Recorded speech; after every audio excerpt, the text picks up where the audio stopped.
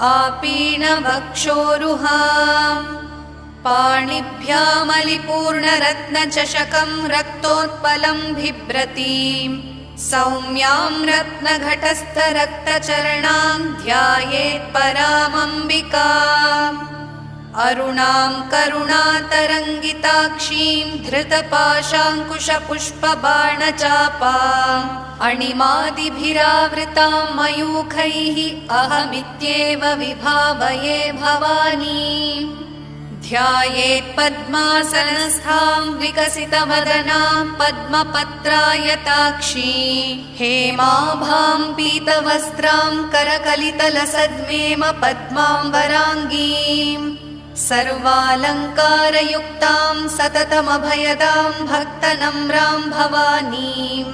श्रीविद्यां शान्तमूर्तिं सकलसुरनुतां